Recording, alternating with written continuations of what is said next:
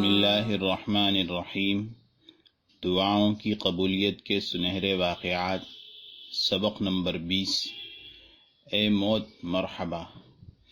یہ ایک نیک صالحہ لڑکی کی کہانی ہے جس نے انتہائی مثالی ماحول میں پرورش پائی۔ نیکی اور تقوی ہی اس کا اوڑھنا بچھونا تھا۔ وہ اپنے ہر قول اور فعل کے لیے خود کو اللہ کے سامنے جواب دہ تصور کرتی تھی۔ پھر اللہ تعالیٰ نے اسی جیسا نیک صالح خاوند اسے عطا کر دیا۔ شادی کے بعد وہ اپنے خاوند کے ساتھ خوش و خرم زندگی بسر کرنے لگی۔ نوکری کے سلسلے میں اسے اپنے خاوند کے ساتھ ایک چھوٹے سے شہر میں جانا پڑا۔ زندگی سکون کے ساتھ اپنی رفتار سے چل رہی تھی، یہاں تک کہ اس کے پہلے بچے کی ولادت کا وقت آ پہنچا۔ جوں جوں ولادت کا لمحہ قریب آنے لگا، اس کی تکلیف بڑھتی چلی گئی۔ ڈاکٹر نے بتایا کہ اس عورت کے ہاں نارمل طریقے سے بچے کی ولادت نہیں ہو سکتی، آپریشن کرنا ضروری ہے۔ وہ اسے آپریشن کے لیے اس شہر کے اکلوتے ہسپتال میں لے گیا۔ ہسپتال کی انتظامیہ نے بتایا کہ 4 دن سے پہلے آپریشن کے لیے لیڈی ڈاکٹر نہیں مل سکتی۔ اگر آپ اس سے پہلے آپریشن کروانا چاہتے ہیں تو مرد ڈاکٹر سے کروانا پڑے گا۔ عورت کی حالت بگڑ رہی تھی، 4 دن تک انتظار نہیں کیا جا سکتا تھا، اتنی دیر جان لیوا ہو سکتی تھی۔ اس کا خاوند اس کی جان بچانے کے لیے آپریشن کروانے پر تیار تھا، لیکن جب اس خاتون کو پتہ چلا تو اس نے تقریباً چیختے ہوئے کہا، واللہ لا یکون ھذا ابدا، اللہ کی قسم ایسا کبھی نہیں ہو سکتا۔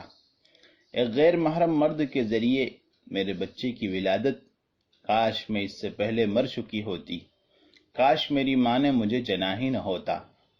اس کے خاوند نے بڑے نرم لہجے میں اسے کہا، میری پیاری بیوی، سمجھنے کی کوشش کرو، میری غیرت بھی یہ گوارا نہیں کرتی کہ غیر محرم مرد تمہارا آپریشن کرے، لیکن یہاں زندگی اور موت کا مسئلہ ہے۔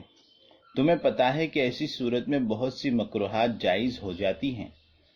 اس نے مسکراتے ہوئے کہا، ہم میں سے کسی نے ہمیشہ یہاں نہیں رہنا۔ اگر میری موت اسی طرح لکھی ہے تو میں اسے خوش آمدید کہتی ہوں اور ویلکم کرتی ہوں اور اسے بخوشی گلے لگانے کے لیے تیار ہوں۔ کیا آپ کو رسول اللہ صلی اللہ علیہ وسلم کا یہ فرمان نہیں پہنچا؟ والمرأة تموت فی نفاسها شہادۃ، عورت اگر نفاس کے دوران فوت ہو جائے تو یہ شہادت کی موت ہے۔ اور آپ صلی اللہ علیہ وسلم ہی کا ارشاد گرامی ہے، من ترک للہ شیئا عوضہ اللہ خیرا منہ، اور جو شخص اللہ کے لیے کوئی چیز چھوڑ دیتا ہے اللہ تعالیٰ اسے اس کا بہتر عوض عطا فرما دیتے ہیں۔ بیوی کی زبردستی پر خاوند نے اسے ہسپتال سے گھر منتقل کر دیا۔ انتہائی تعجب کی بات تھی، جیسے ہی اسے گھر منتقل کیا گیا اس کی تکلیف کم ہونا شروع ہو گئی اور پھر نارمل طریقے سے بغیر آپریشن کے بچے کی ولادت ہو گئی۔ دونوں نے اس پر اللہ کا شکر ادا کیا۔ بعد میں دونوں میاں بیوی اس واقعے کو یاد کر کے خوب محظوظ ہوتے اور بیوی کہتی، میں نے آپ سے کہا تھا نا، من ترک للہ شیئا عوضہ اللہ خیرا منہ، جو اللہ کے لیے کسی چیز کو چھوڑ دیتا ہے اللہ تعالیٰ اس کا بہتر عوض عطا فرماتے ہیں۔